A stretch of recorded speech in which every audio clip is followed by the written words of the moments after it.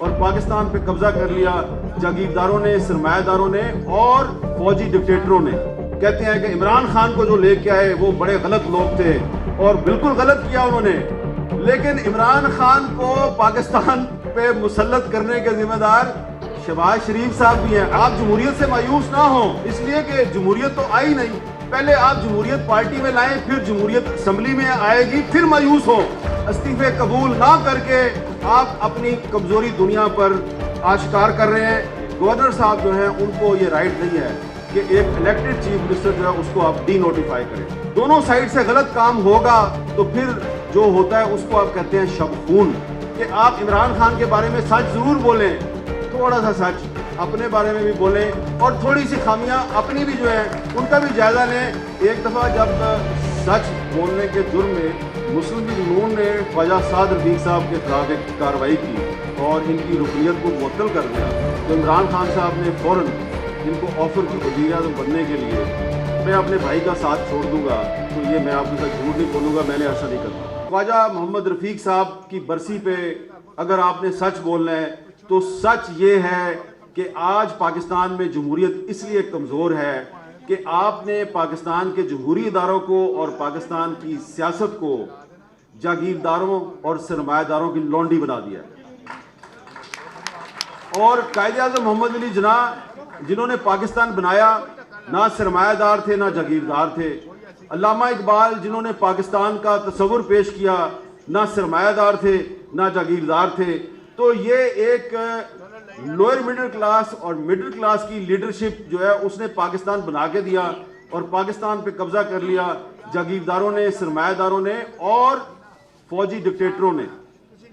तो ये जो फौजी डिक्टेटर होता है, ये जब भी जमहूरियत का तख्ता उलटता है तो इसको जो सबसे पहले जो इसको इत्तेहादी मिलता है वो बड़े बड़े जागीरदार होते हैं और बड़े बड़े सरमायादार होते हैं। तो इसलिए फिर यू टर्न आ जाता है पाकिस्तान की सियासत में। हर कोई यू टर्न लेता है। आप कहते हैं सिर्फ इमरान खान यू टर्न लेता है, मैं कहता हूं कि आप सारे यू टर्न लेते हैं, लेकिन वो तो बहुत ही ज्यादा लेता है, कभी कभी आप भी ले लेते हैं, ठीक है ना। और अब मैं यू टर्न की उसकी बहस में नहीं जाऊंगा कि आपने कितने लिए और उसने कितने लिए, लेकिन जो आपने ख्वाजा साहब बात की उसके बारे में, वो बात आपने बड़ी दुरुस्त की। वो मुझे इसलिए पता है कि अगर आप बुरा ना मनाए तो मैं ये भी बता दूं, ये ख्वाजा साद रफीक साहब इमरान खान को बड़ी अच्छी तरह जानते हैं। एक दफ़ा जब सच बोलने के जुर्म में मुस्लिम लीग नून ने ख्वाजा साद रफीक साहब के खिलाफ एक कार्रवाई की और इनकी रुकनीत को मुअत्तल कर दिया, तो इमरान खान साहब ने फ़ौरन इनको ऑफ़र की कि आप तहरीक इंसाफ में आ जाएं और मेरी पार्टी के मरकज़ी सेक्रेटरी जनरल बन जाएं। लेकिन ख्वाजा साद रफीक साहब ने इन्होंने अपनी मखसूस मुस्कुराहट के साथ इनकार कर दिया।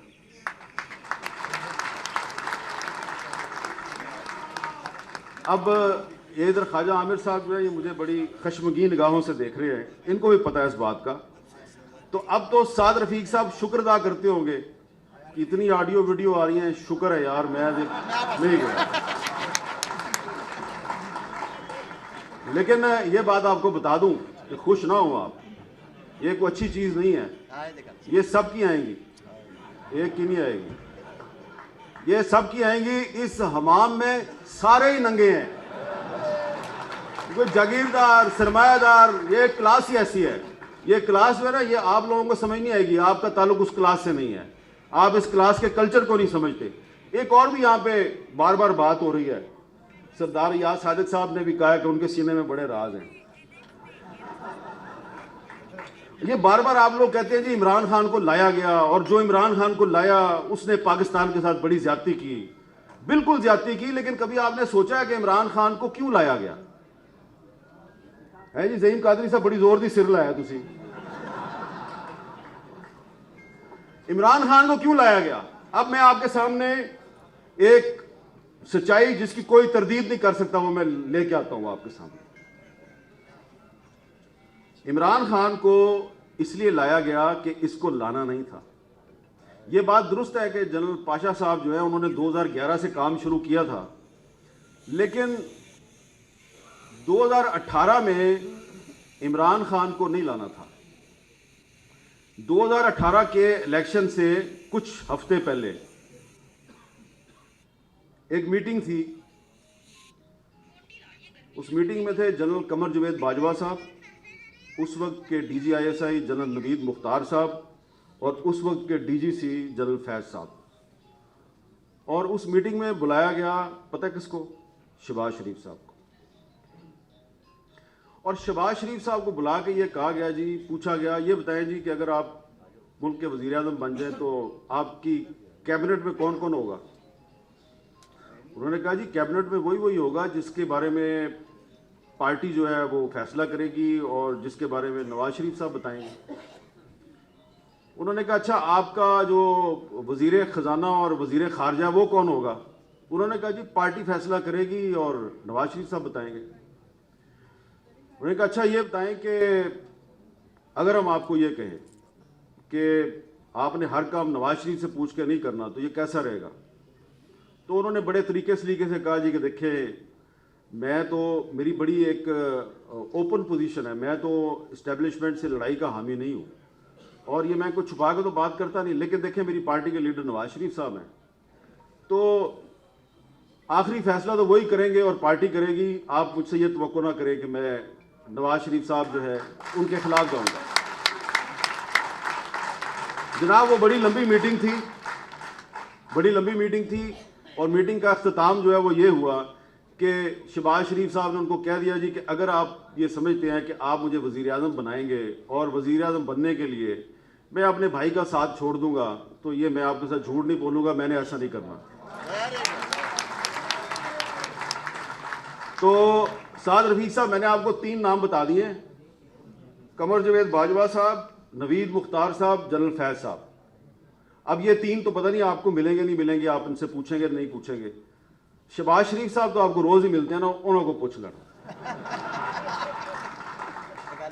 तो आप जो बार बार हर तकरीर में ये कहते हैं कि इमरान खान को जो लेके आए वो बड़े गलत लोग थे और बिल्कुल गलत किया उन्होंने, लेकिन इमरान खान को पाकिस्तान पे मुसल्लत करने के जिम्मेदार शहबाज शरीफ साहब भी हैं। अगर वो इनकार ना करते तो वो 2018 में ही वजीर आज़म बन जाते, लेकिन उन्होंने इस दौर में औरंगजेब आलमगीर और दारा शिकोह की जो कहानी है कि भाई को भाई से लड़ाने की जो कहानी है उसको रिपीट करना मुनासिब नहीं समझा, भाई की पीठ में खंजर घोंपना मुनासिब नहीं समझा।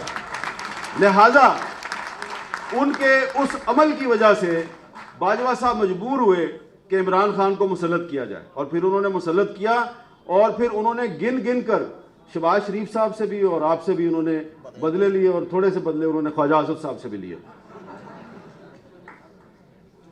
तो इसलिए थोड़ा सा आखिर में मैं यही कहूंगा कि जमहूरियत से मायूस ना हो।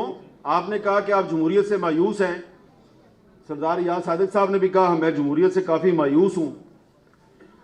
आप जमहूरियत से मायूस ना हो इसलिए कि जमहूरियत तो आई नहीं, पहले आप जमहूरियत पार्टी में लाएं, फिर जमहूरियत असेंबली में आएगी, फिर मायूस हो।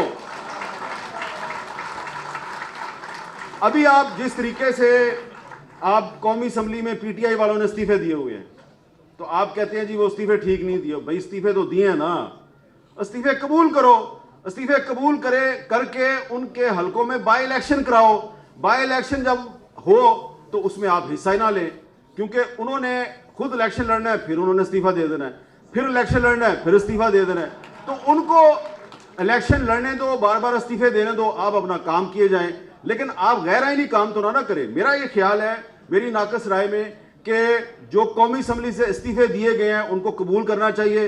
इस्तीफे कबूल ना करके आप अपनी कमजोरी दुनिया पर आश्कार कर रहे हैं। और परवेज लाई पंजाब का चीफ मिनिस्टर है, आपको अच्छा लगे या बुरा लगे, गवर्नर साहब जो है उनको ये राइट नहीं है कि एक इलेक्टेड चीफ मिनिस्टर जो है उसको आप डी नोटिफाई करें, इसलिए अदालत ने उसको नोटिफिकेशन को कैंसिल कर दिया है। और परवेज लाई साहब को भी चाहिए कि अगर आपको गवर्नर ने कहा है कि आप एतमाद का वोट लें तो भाईजान अगर आपके पास अक्सरियत है तो एतमाद का वोट लें, तो आप एतमाद का वोट नहीं लेते तो वो आपको डी नोटिफाई कर देते हैं। दोनों ही गलत काम कर रहे हैं आप, और जब दोनों साइड से गलत काम होगा तो फिर जो होता है उसको आप कहते हैं शब खून।